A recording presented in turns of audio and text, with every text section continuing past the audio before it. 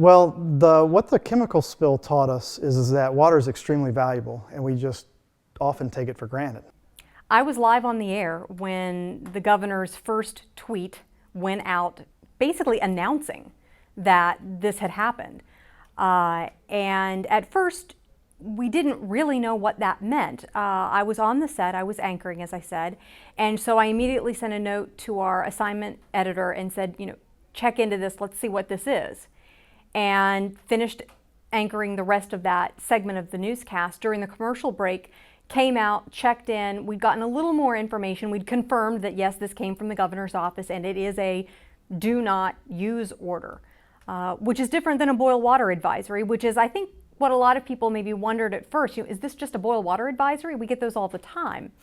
And it quickly became clear this was not a boil water advisory. This was something much more serious. So as soon as we got through the next segment, I was with Spencer Adkins, our chief meteorologist, on the air, and he had wrapped up his forecast, and I said, Spencer, we need to let people know we've just received this information from the governor's office. It's a do not use the water order for a number of counties in our viewing area. I don't think anyone had any clue what was going on. We just knew that there was a leak at Freedom, and that residents weren't supposed to use water at all. Of course, having reported this and living in Charleston, we were just as affected as anyone else. So the first 3 days after the spill, people were coming to work unshowered, basically cleaning up as best you could with like baby wipes or some sort of whatever towels you had laying around that you could clean yourself with. Bottled water, bar of soap, and a washcloth was about the best you could do. Water is a prevalent feature in the state of West Virginia, and certainly some of its most remarkable places are its rivers. When we think about places like the New River or the Gauley River or the Cranberry River.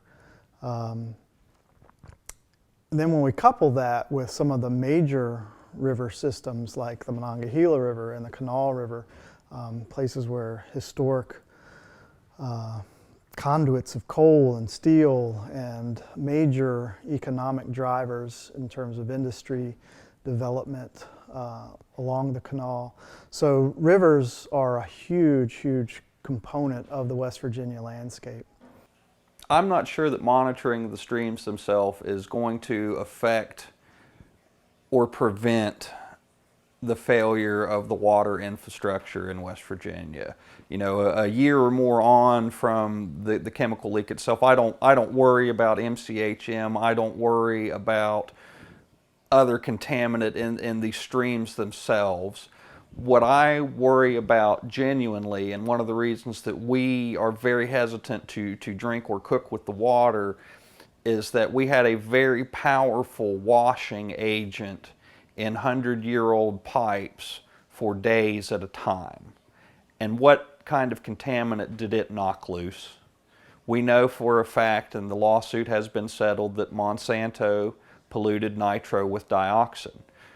Is it not unreasonable to think that that contaminant could have come into Charleston and leached into the water pipes, been sealed away by calcium deposits over the last 50 years or more, that may have been stirred up as this cleaning agent sat in the pipes for days, breaking up the calcium deposits that are naturally occurring in the water pipes? Water sensor technology there's good technology for measuring things in the water, but the way we network that information together and then spread that or communicate that to people that they can use it then is pretty limited. We don't really do that, and it's surprising.